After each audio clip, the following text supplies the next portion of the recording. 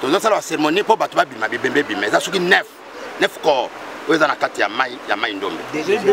De et monani et tikali 7. Et puis na mutuka l'état.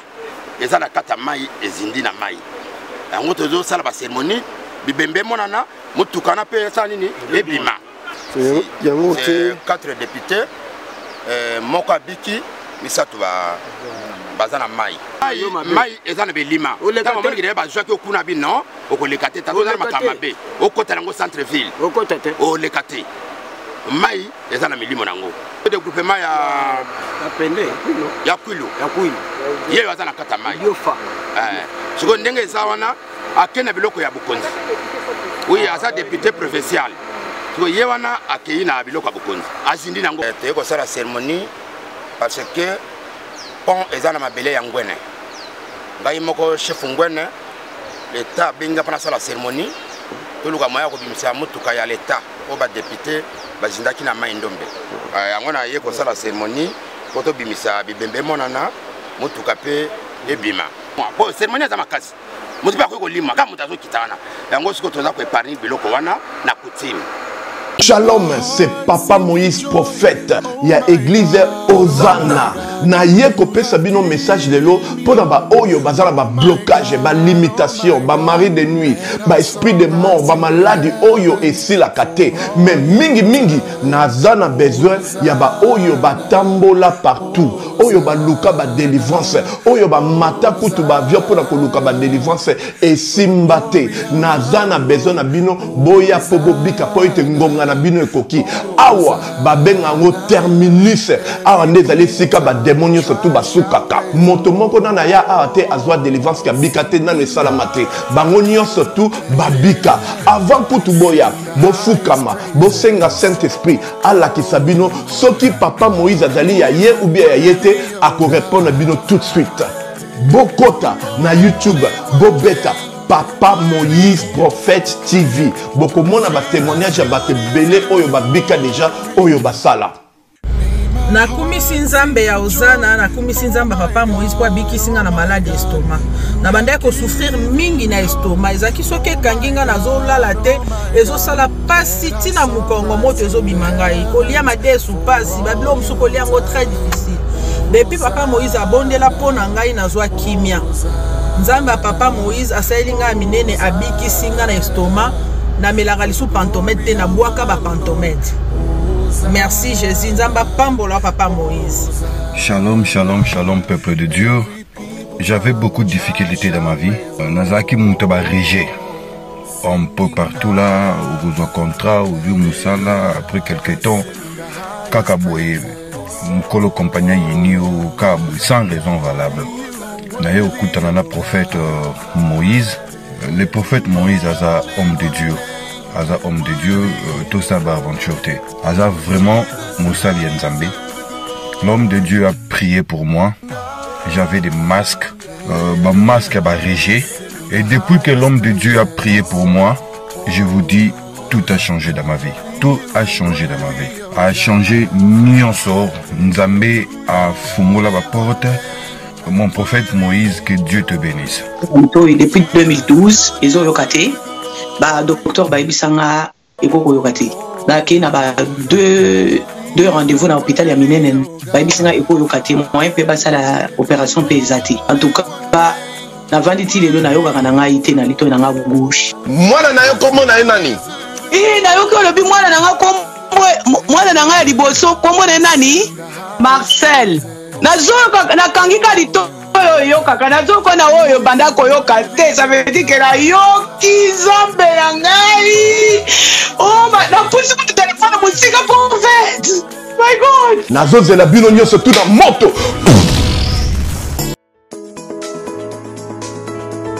Pour une augmentation de la poitrine et des fessiers, utilisez la pommade Tozawatai. Grâce à sa nouvelle formule, mesdames, la crème Tozawatai augmentera vos seins et vos fesses, mais également vos hanches et vos mollets. 100% naturel.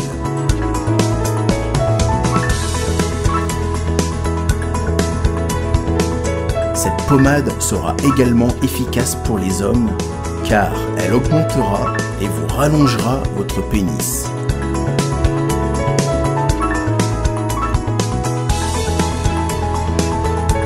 Alors contactez sans plus attendre Nicole Malonga au 06 05 50 23 18. 06 05 50 23 18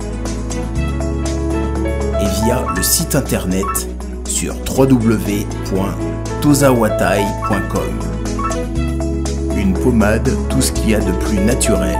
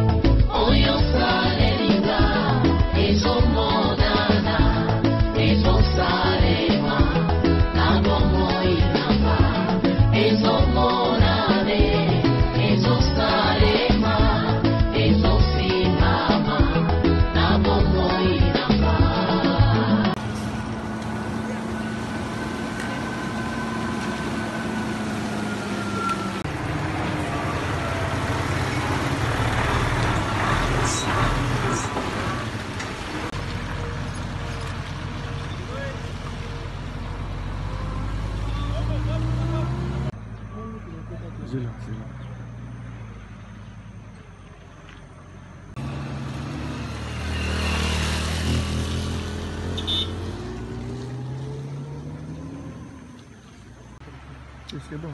Babenga Badou, azape moka na ya presse, akesa ba traitement awa na mboka toujours notre na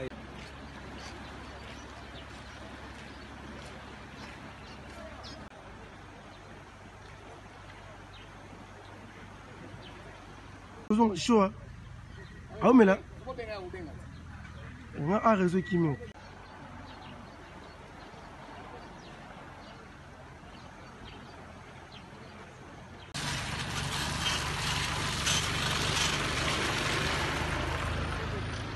Mbote. Mbote papa. Chef Kombonan. Kombonan ngai chef Ngwene Munki Tono Pierre. Chef Mborani. Chef Ngwene. Ngwene. Tu nous boy à cérémonie, chef ni ça. Cérémonie zawa te ko sala cérémonie parce que pont ezana mabele ya Ngwene. Ngai moko chef Ngwene l'état binga pana sala cérémonie to luka moya ko bimisa mutuka ya l'état o ba député bazindaki na mai ndombe. Ba député ya Kwilu. C'est 4 députés, Moka Biki, Misatu Bazana Mai. Ça fait 9 personnes qui sont dans la cérémonie. Koto Bimisa, Bibembe Monana, Motukape et Bima. C'est sérieux, Monana? Oui, Bibembe déjà ils ont Monana. Ils balaient déjà c'est Monani. Bon, donc ils vont plonger, ils vont cotanasser, ils vont câble, ils vont Kangana Motuka, to Bimisa Motuka. Merci. Le gouvernement, voilà. Aya ko bon c'est la so pont. Ya maindombe. Je les amalamu mais pont. Mais pourquoi mi tukai ko ya kana maindombe? Na pont ya maindombe. C'est pour ça que Nzela et bandi Kishasa na gare centrale Keti Bandundu. Ti Chikapa. Mais pourquoi quand mi tukai ko ya kana pont ya maindombe? Nazo senga na gouvernement, na chef de l'état, na premier ministre, bataille la sur les cambo ya pont. Chef caméra tu présidence au sein de Mborani. Caméra tu présidence au sein de Mborani. Au sein de Nini. Pour autant là tu présidence. Oui, na zo senga na président Fachi aya kotala ngai soit na monaye na pese explication ya pont. Pour jamais donc mituka ezoko ya mbala na mbala. Biso peut to sala ba cérémonie mbala mbala. Ba cérémonie ya coutume eza moi passe même penga moko nakoke na cérémonie ope na kufa tokosala bacérémonie moko ya makasi po bibembe mwana na mai mituka ebima eza bacérémonie ya kosala nango te mais coutume ezali tokosalaka bokoko epuis tokosalaka mpo na mboka Moba Mona Gaston, chef ya mboka Pema. Chef vaccine. Gaye na koko baksa boye.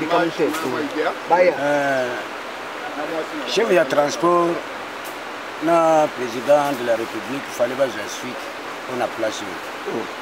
Dans l'état biso to koli ba camion bana ko koya boyete.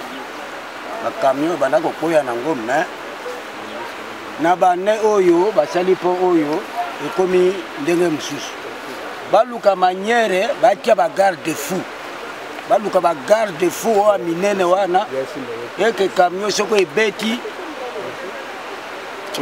Eke camion soki ebeti et tout anali bende ekoya na mabele ke ya okita na mai. Baluka solution ya pont oyo. Donc chaque fois tozo ya ngai chef ya Pema na chef ngwene oya ko sala ba cérémonie.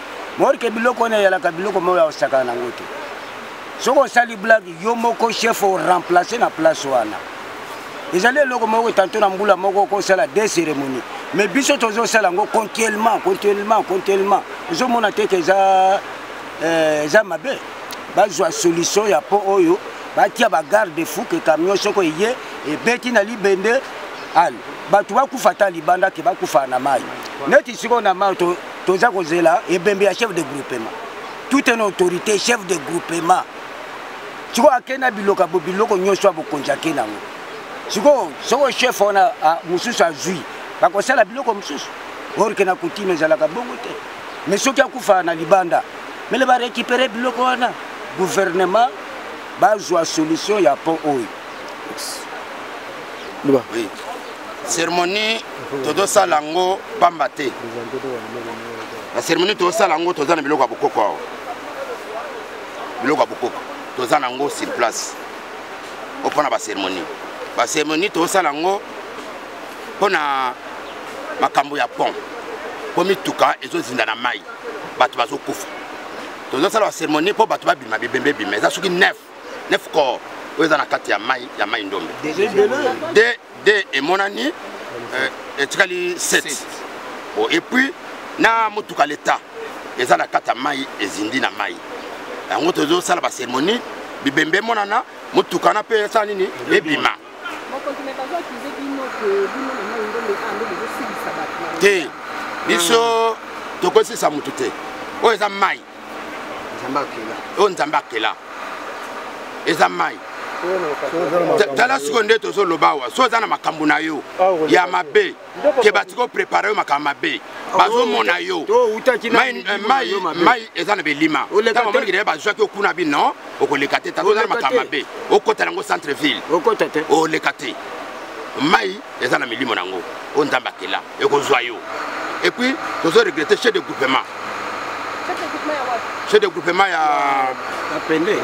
ya Kwilu ye aza na kata mai siko ndenge eza wana akena biloko ya bokonzi oui aza député provincial siko ye wana akei na biloko ya bokonzi azindi nango po biso totambolaka nango nyonso sikoyo tokorekipera yango ndenge nini biloko na soki ecoli na mai soki aza nango na maboko soit alataki mitako na maboko soit azalaki na bakana na maboko wana wi tokorekipere biloko wana mais soki ekei ekomi mpasi chef ntango akozwa chef mosusu akozwa bokonzi wana ya groupement ekoluka tokosala oyo biloko basetre batika eza moya kosala yango liso eza te oyo eza bakane bakable tosimaka oyo bamitako eza oyo biloko oyo basetre basala yango tozoforce ya bima mpo tokorekipere mwa biloko wana mitako oyo tokolata yango meme 50 chef oyo nga na lati oyo donc nga na kufi mosu akolata mais biloko ya bokonzi oyo yango wana eza ba or oyo eza ba or ba oyo ozomona oyo eza or oui yango oyo eza or so biloko soki azindaki nango oyo basetre batika nde yango oyo eza ba or tokozwa wapi oyo nakopesa oyo lelo ke osali yango osali babiju oyo eza or mais soki oyo lelo ebungi tokozwa yango wapi et puis basetre bato batika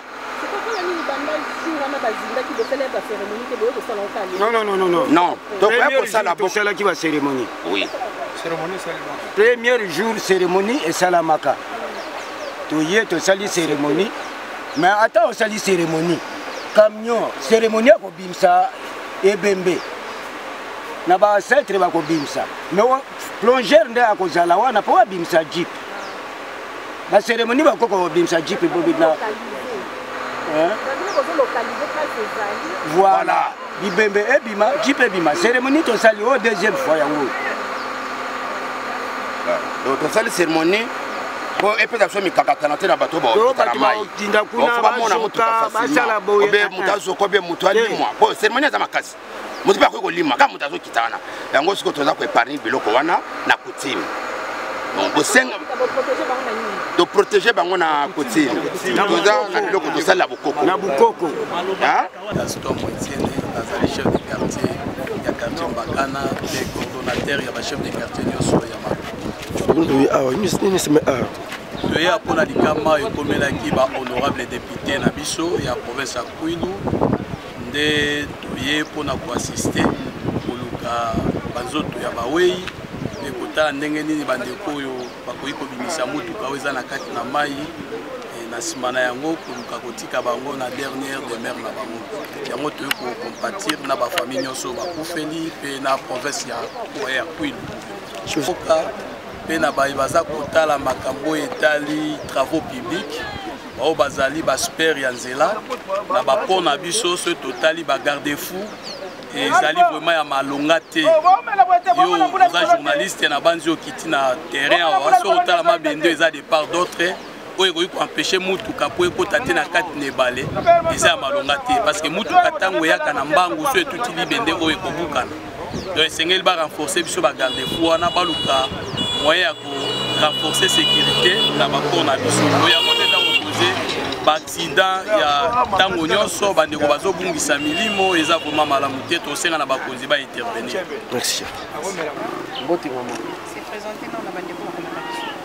On a docteur Bena Moki, ministre provincial en charge de la santé dans la province de Kwilu.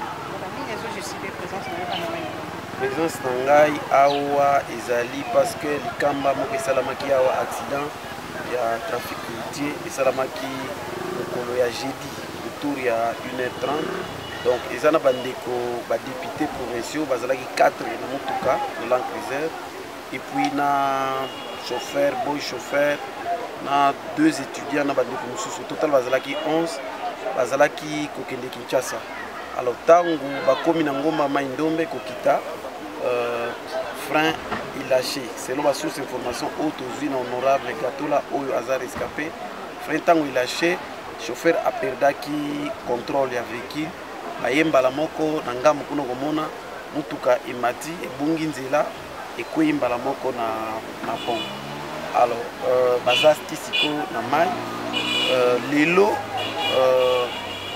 depuis lobby le service ya génie militaire bayaki toujours remercier le gouvernement central parce que balakisi quand même bolingo na kotina ba service spécialisé pour baya ko kuluka moyen ya kobimisa mutuka na bibembe mais tant que commis sur place difficulté ezali nanu bisika ngo ezomona lokola mituka ekoya mingi wana ba plongeur baza pas à mesure de déterminer avec exactitude mutuka oyo ya ba bandeko wana bazana kati bazo tâtonner et puis moko ameki kokota ba pesa singa esimbi te ke courant eza makasi aleki donc bakoki na nte ko identifier alors to meki ko sala effort ya kozo bandeko ya Croix Rouge to lobi bon lokola ba misusu ba monani libanda possibilité pe kozala ke ba misusu pe lisusu ba bimaki bakozala mbala misusu na se makasi parce que ba o ba monani bazwi bango na 1 km na se ya pont. Alors toyebisi bango bakende ti na 3e tourbillon machite ya suka bo bango moko bazoloba ndenge bamona bibembe eza esika ya suka oyo ebembe mbala mingi bamonaka yango toyebisi bango tozwi bango baza na kanisi 8 bakende kuna bameka koluka likolo ya mai baya kozonga ti bisika tozali na pont oyo toespire possibilité wana ya komonaka bibembe mosusu eza likolo ya mai donc na mituna biso comme ça tokotikala kaka bato wana baza kaka wapi mokolo ya lelo awa na mai ndombe tozalaki na bino le weekend lelo mardi tozala bino awa expliquer biso un peu situation ndenge ezali parce que basango ya lokuta etamboli mpenza ebele na baréseau sociaux. Oui, madame, tout d'abord, je vous félicite de vous qui venez toujours aussi à la source pour ressourcer des vraies informations. C'est ça, d'investigation. Vous voulez investiguer les choses, passer à la source, vous allez prendre de l'eau claire. Nous sommes là. Nous sommes mardi. Toujours sur le lieu, en train de chercher comment retrouver les débris mortels. Aujourd'hui, c'était la phase la plus cruciale parce qu'on a quand même parvenu à sortir les véhicules sous l'eau. Au bord duquel il y avait un cadavre d'une personne décédée qui a été vraiment bien enregistré. Et nous avons pris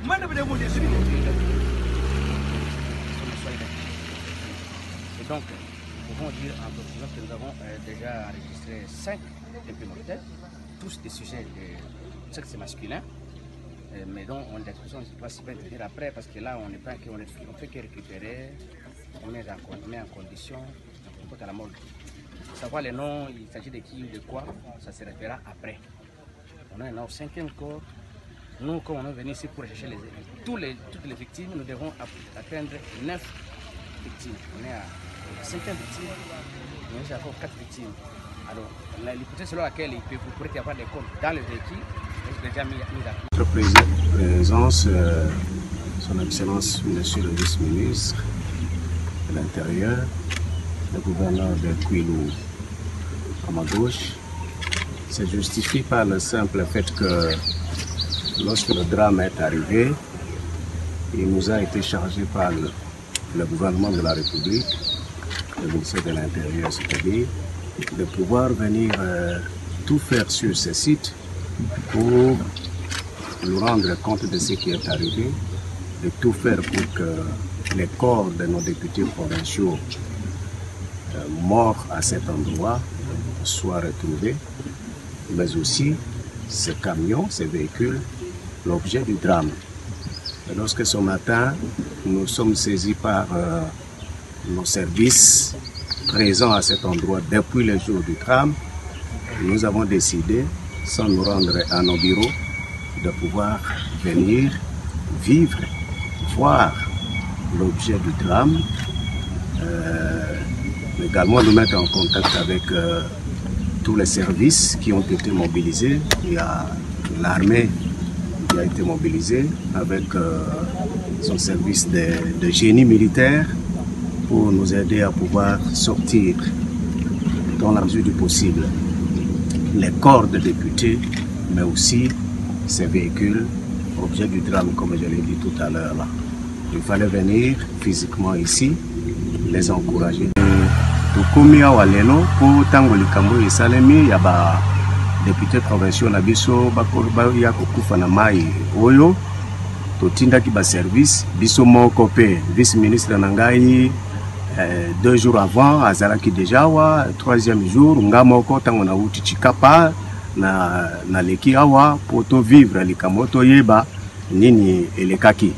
En fait formation tozwaki zaka ke na véhicule oyo bato bazalaki 11 mibale basotaki donc biki parce que moko aza kutu na hôpital azolandela ba soins 9 nde bakoti na mai na 9 wana nous supposons à ce jour parce que comme presque une semaine lelo tozomona atendenge nini bato baza na mai ti lelo koka kozala en vie donc bango nyonso bakufaki kasi 5 nde koro ebimi. Alors soki toye awa ezali po tosalaki nyonso na ba service. Je vous informe même que avec la proposition du chef d'état-major de l'armée, il fallait tous ba plongeurs depuis lobi na pokwa oh il fallait ba uta Goma po baya kosalisa biso total mutuka oyo ebima tango ezobima bakoro ya bandeko na biso boni ekokaki kozala na kati kasi bandeko mususu baye kobima balobi biso tokoki kosala makasi matema mina ordre ya bakonzi ya likolo ya biso ya bakambaka biso e batindaki biso mpena tokita awa na mai ndombe po tosala mosala oyo toyaki depuis vendredi tokomaki vendredi na partir ya 23h tolali tobandi vendredi toluki temake misia bakonzi eke bato wana babima kaka ekamamaki pa corner benz yende pendant ayaki nde na major chef logistique il va t'occuper que et ça la mine ndenge nini bo réussir ko bimisa mutuka parce que jour ne bande tout cas to beti 3 jours recherche ya balki donc ezaki pe mystique to beti 4 jours yango chaque jour to kitaka na ba martini bazoya mais lelo ezaki pe makasi to kumba koro grand chef lelo nde emonani ya lelo connaît benzi ayiko activer biso moral union son plombier pe baye ayiko kitana match toko bimisa kor grand chef yemoko nde toko bimisa kor na ye azawana yenda kangame na mutuka oui yemoko kangame do atikali yemoko un seul nde toko bimisa lelo à partir ya 11h30 nde à part ça eloko mususu ezate eloko toko ya kosenga pa na bino kwa kubongisela batunzela batambola bien sécurité moko eza wate manye eza bina munene mais sécurité eza awate biso kutu to souffrir fort 4 jours yango to souffrir fort mais corps ebimi lelo to ko sepela mingi na effort ya gouvernement nenge esalemi na mituka pe ebimi 4 nde lelo to ko bimi sango lelo na profondeur ya 12 mètres 12 mètres nde to ko bimi sango lelo siko kuna na kati moko eza ebelevement ba crise do ba kari ya molai Volvo eza ebele eza na se awa bongo bobimisa nyinyo sona te pona ni te biso toza détecter na oyo toyi kozwa yango pona makasi na biso na mission ya lan crise oyo ekoyaki tema pe to mo mitoko moneka placement nango pe vraiment teme ekoya kala evandi kuna ba isenga suko tozwa ba méthode mususu wana ekoyaki ezaki na 12 mètres mususu na au profond au-delà de 12 mètres yango tozwaki na noa po tozalaki na mission nango ozo basola tosaka likambo na molongo batindi bino mission il faut bosaka mission wana eza teke bodépasser te eloko batindeli bino te c'est comme ça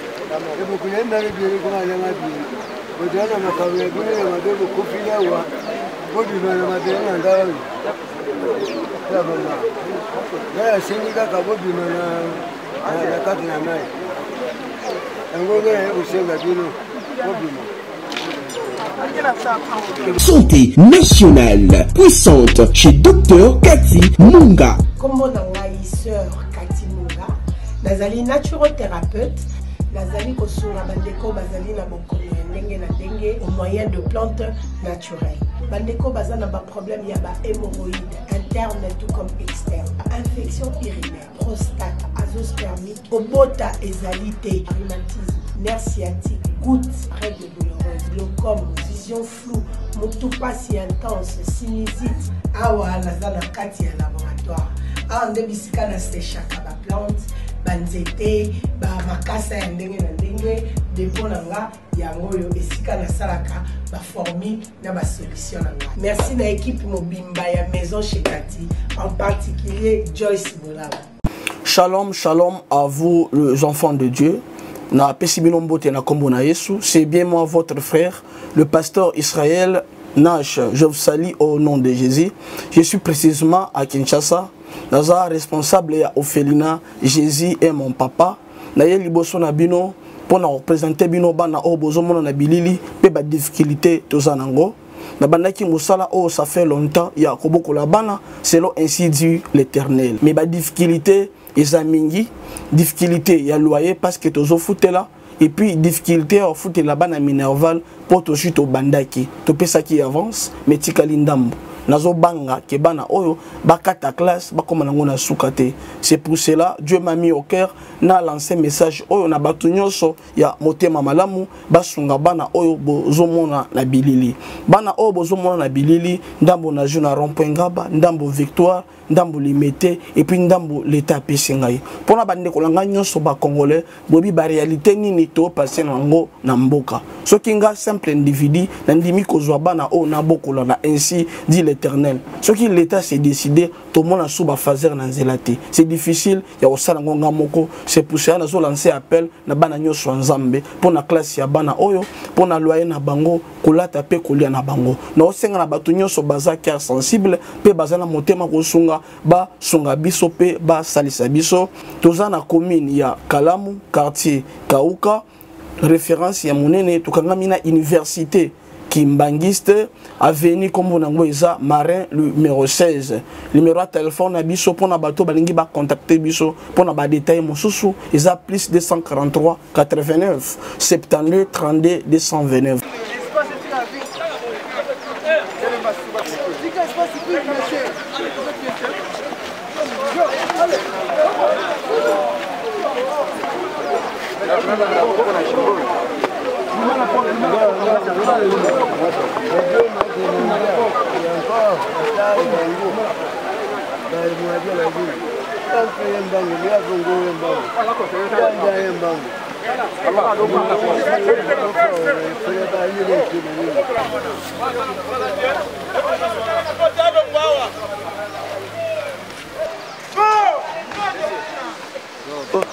C'est bien retour.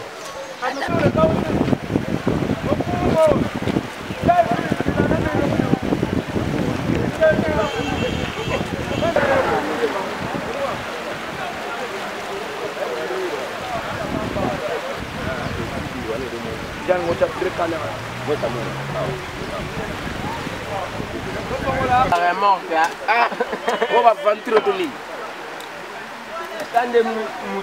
Je suis à point, c'est toi.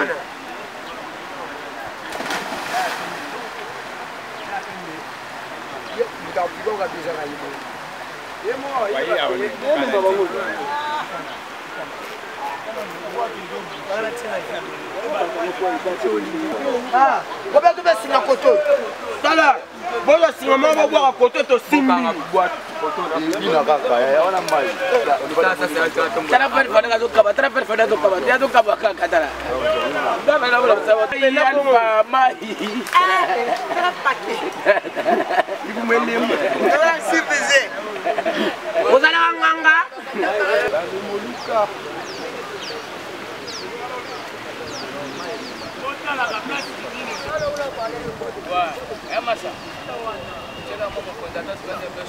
Papa, les gars en banque, les gars.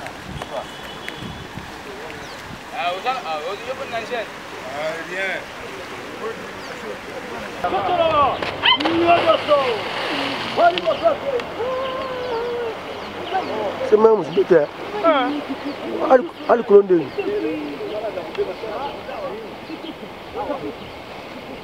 On ne peut pas vendre. Poi vedi quello no?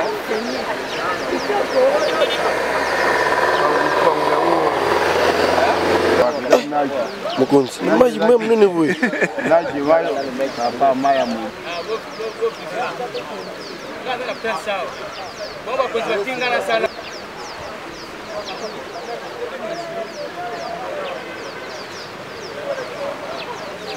Déjà, elle a vu déjà qu'il y a eu déjà.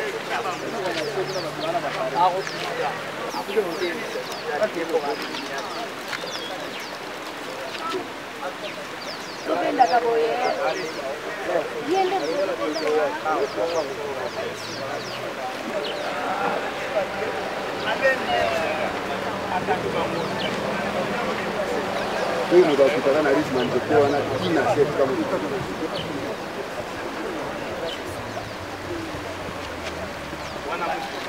wana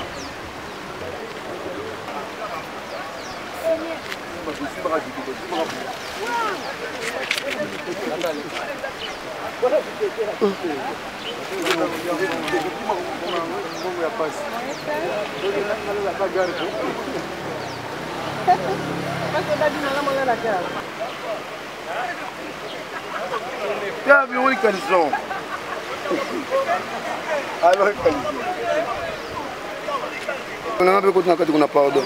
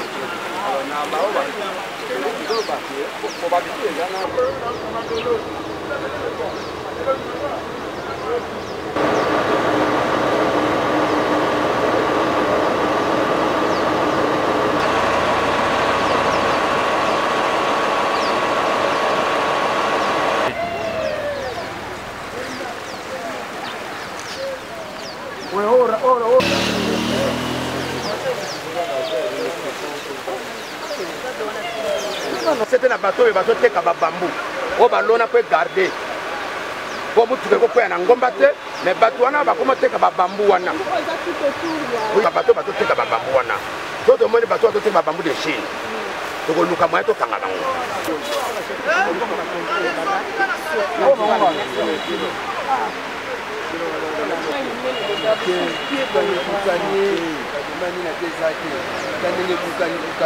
Mais babilo kwa hiyo kutika la kakao. Sio yeye kwa sababu watu wazato yeye kuta moto. Donc kiso.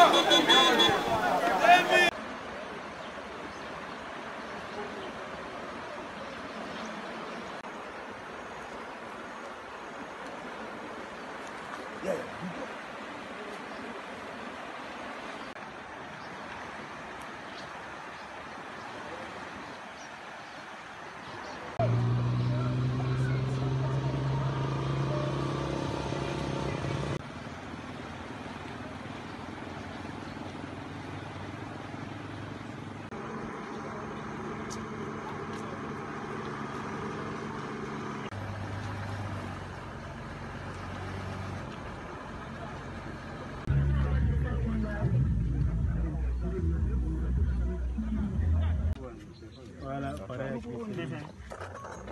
Anne, check, voilà, check. Il y a glycéline.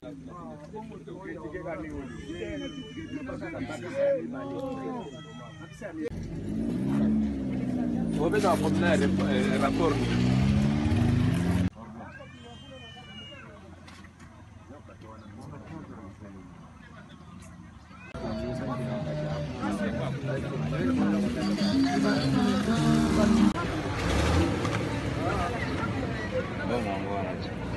L'argent. Ça c'est un peu ça. Bon, Android. Moussuni. Téléphone. Android. Téléphone. Itel. Mam.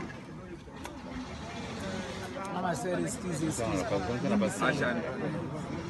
Kalangu. Dana se. Nasce penalo.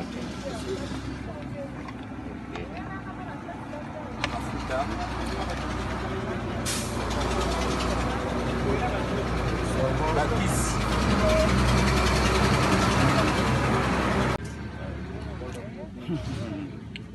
C'est mon carte. Montrez mon carte, ça. Vérifier.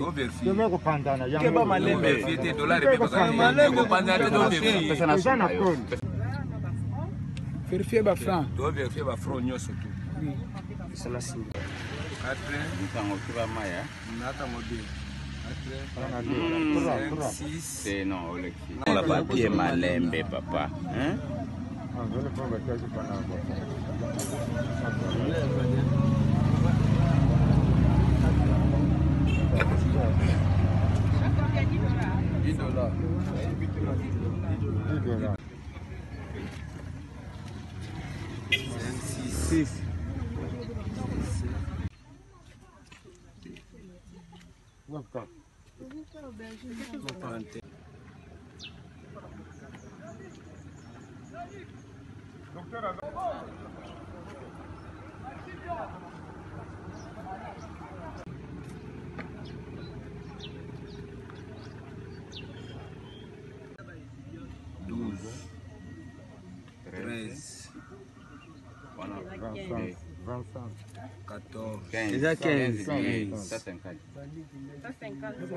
makambo nyonso tuna osala nga pepele bapropre moyen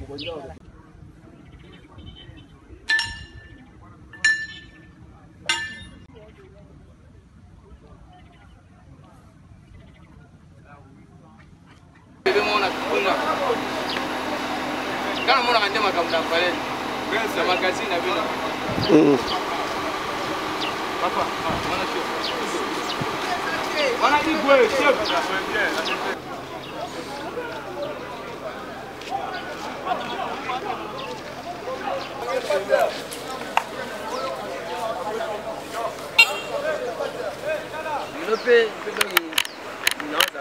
Ah.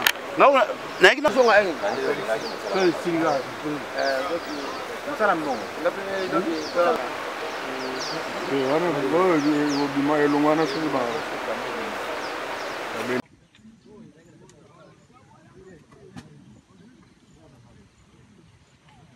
Awa, eloko musu na kati za suka. Zara kwa bwa misu mpandi.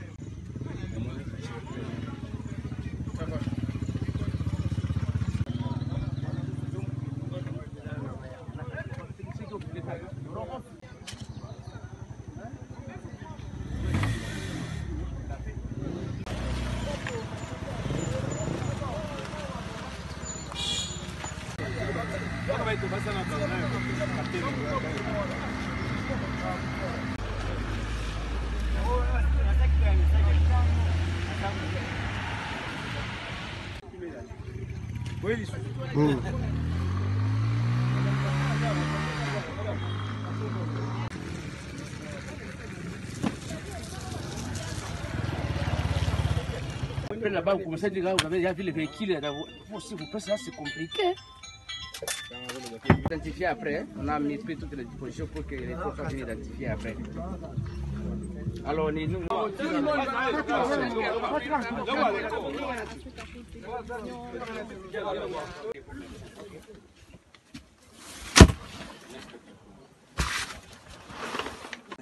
Safi. Martina Mbogo is an I guess Natuzana to stay in the film. I don't keep your governor. I guess I never did.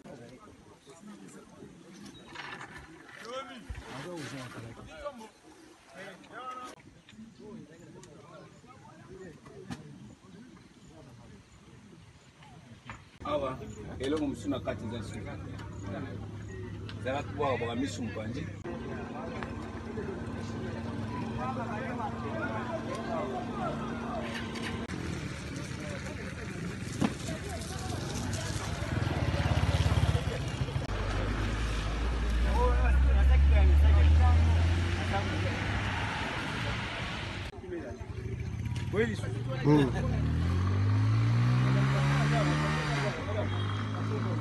Là-bas, vous commencez à dire, vous avez déjà vu les véhicules, si vous pensez, c'est compliqué. Identifier après, on a mis toutes les dispositions pour que les forces soient identifiées après. Alors, nous...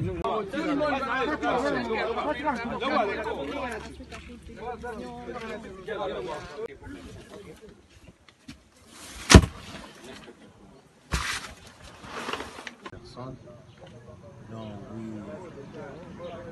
oui, compatriotes.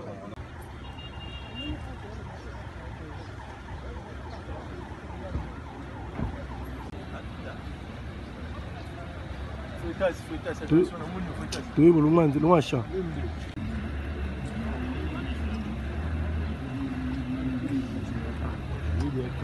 Et moi, je vous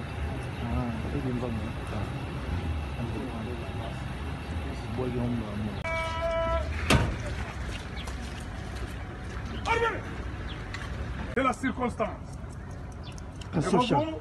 Les commandants, troupes, les commissaires supérieurs adjoints, centralisation, sécurité, affaires coutumières.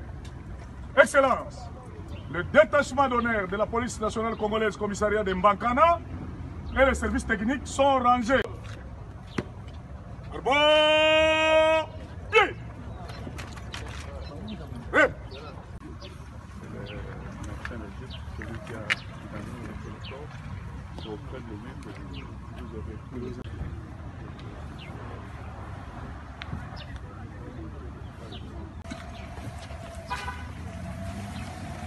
Ici, vous avez la parole.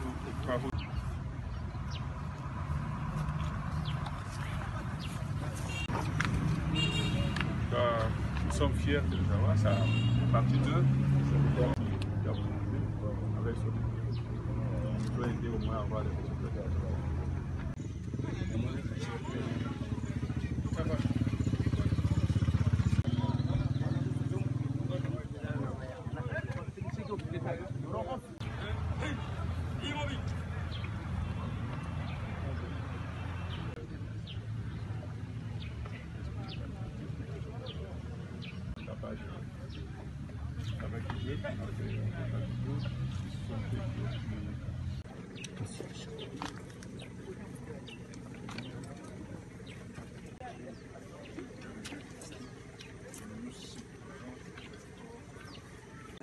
Safi. Martina Mboko is an I guess Natuzana to stay in the film. I don't keep your governor. I guess I never did.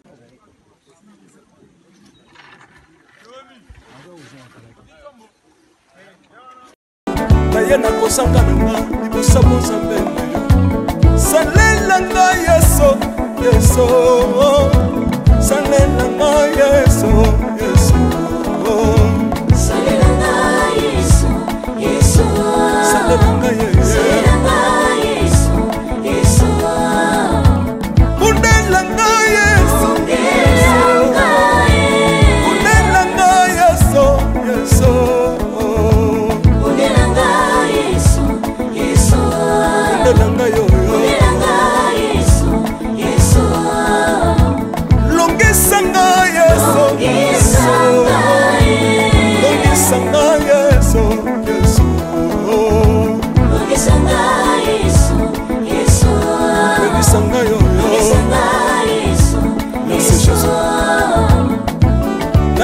bisenga senga nsanga lona nalebi ya pesanga kabela nga bisenga senga Yesu moko nini ye bato bakolia pe na nsima na ngai Yesu moko nini ye bato bakolata pe na nsima na ngai Yesu moko nini ye bato bakovanda pe na nsima na ngai nalebi ya bisenga senga nsanga lona ye lokota ngai Yesu Yesu lokotanga Yesu Yesu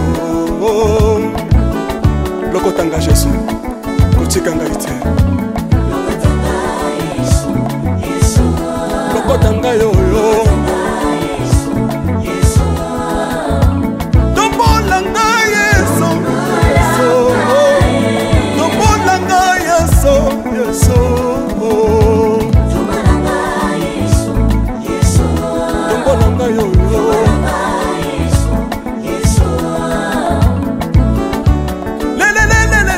Mesawa fako Mesawa fako Watiti shina nsambi wachanzelela watitishina nsambi watsenzelela yeso lesa mukatanga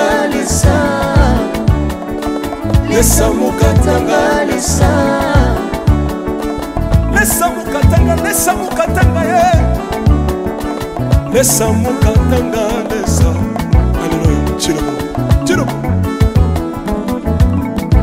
soki nazoyemba opekisanga te oyebi te bisika nzambe alokotanga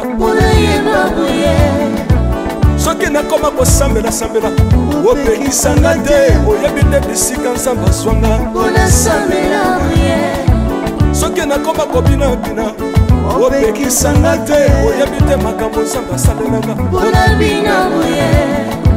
nzambe nazobinela aza nzambe bosolo oyo naza koyembela yendezanga libela nzambe nazoyembela aza nzambe bosolo oyo naza koteya yendezanga libela